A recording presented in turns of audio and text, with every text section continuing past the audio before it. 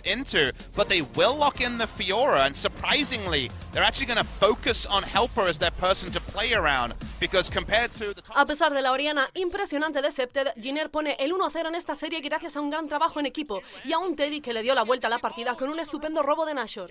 Unfortunately, but there's the Weaver's wall, and that's going to be comeback falling down most likely. Good heal from Jewel, but still first blood goes to Teddy, and Umpty takes a wild ride with the resonating strike and picks up the second. CS lead from Teddy is there's the shockwave, lots of damage as Kuzan going to be taken down. Septiv grabs the first kill for Ever8. There's the second as he grabs the double. Jinner have to get the heck out, and this is exactly... He has no support on his side. He gets minion waves when Teddy decides he can. Kuzan almost... Oh, there it is, the solo kill from Septed.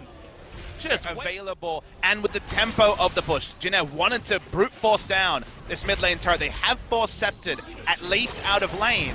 They'll want it on this push to get their last outer turret. Yeah, another ultimate is going to be used. There's the flag and drag. It is just going to be Umpty taking the kill onto comeback. The turret falls down as well. Jinner with the brute. Fiora has been banned based on reputation rather than actual performance in game, as Helper's all alone.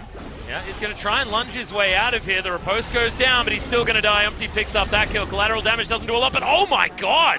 That's an explosion of damage onto Snowflower, who does get ripped apart. There's the shockwave and so on. The double kill comes in with Septed turning up. At all from Jinner. They had the vision control around Baron almost the entire game. They had the pressure the entire game. They lost it for a second. Now Umpty might not get there. Well, Ingo's... He does! Oh my god, Umpty! Just in the right places. Ingo's so on as well. Septed take it out at the very beginning, and now it's all falling apart for Ever8 winners. Cheers for 2 team fights in the late game at 40 to 50 minutes. Ever8 will hope against hope, but every other objective on the map seems like it's going to be too much. Well, Elder Drake's going to be up in 20 seconds as well as, okay, Malrong, you are dead, and Comeback delivered him to that death and is going to have his own. Oh, that was almost a riposte that he didn't want to do. Septed taking a lot of damage. There's the Cataclysm, forcing out the flash immediately, and Septed's flash is so important for Ever8 if they want any chance of dealing with Teddy. Now Jinner Greenwings looking to try and finish this game off. Jewel, you can't take another auto attack, buddy, and he's not going to, but that means he's not going to be able to defend as his Nexus turrets are getting evaporated by this Caitlyn. The Nexus going to fall down, and Jinner Greenwings with a textbook. So much sense as well. Such an easy composition to make work with the Shockwave plus Cataclysm. The Catawave. Ever8 Winners empieza muy fuerte en esta segunda partida. Sin embargo, el excelente trabajo de Umpty, que hace una actuación excepcional en los dos partidos, apoyado por el combo de Jarvan y Oriana, permite a los de Jinner volver a la partida y poner el 2-0 en esta serie. That was an unfortunate maneuver. Grand Entrance gets him out of it as the double knockup does come in from comeback, but he's squishy at the moment. In goes Malrong, immediately kicked back. Kuzan will be able to take control. Arrow flies forward, but Teddy misses it. It's Umpty that's able to pick up a kill. And I don't know, there's some weird rock, paper, scissors going on, but that's going to be an arrow landing onto Malrong. The shockwave comes in all too easily as everything snowballed on top of itself. And that is going to be inner turret falling in the mid lane pretty quickly, but comeback jumps through. That's a massive 3-man knockup. But the damage is still there on the side of the Greenwings. A massive Septed is trying to be the front line, but Soan turns up. There's the explosive caster's helper. Gets a nice double boop.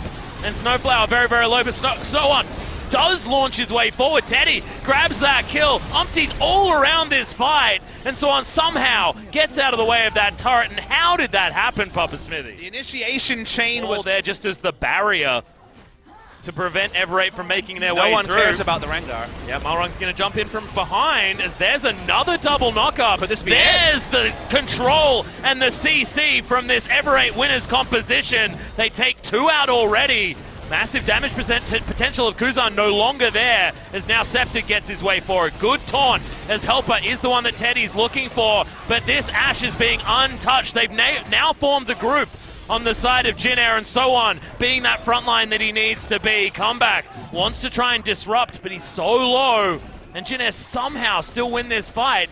They're a man down, but they're just a unit now that can't actually be answered. There's no damage on the side of it. They need to take down Teddy or this won't work. Well, they certainly do manage to do that now. They trade 1 for 1 as Helper is going to get booted back. Umpty utilizing, but there's the Stranglethorn. Septed going to jump right on top of them as well. Shockwave used on just Helper. They should be able to get the pick off relatively easily. Grabs that shield, but it's not enough. Soan's going to find comeback. No damage behind it means the carries are at full health in a 5v4 from Jinair. They're turning on to Baron. It's going to have to be some heroics from Marang. Doesn't have flash and doesn't have ultimate. They need to contest this soon.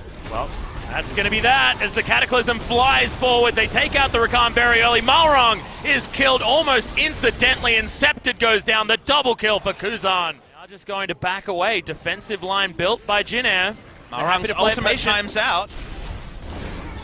Taking a fair bit of damage as Scepted's going to Justice Punch his way out. Oh god, the Xayah is going to get locked down. The Featherstorm comes in just to keep him alive, but Comeback can't say the same thing. Knock up onto Scepted. He should be taken out. He will be the first kill. Both tanks immediately obliterated. The double kill comes out for Teddy.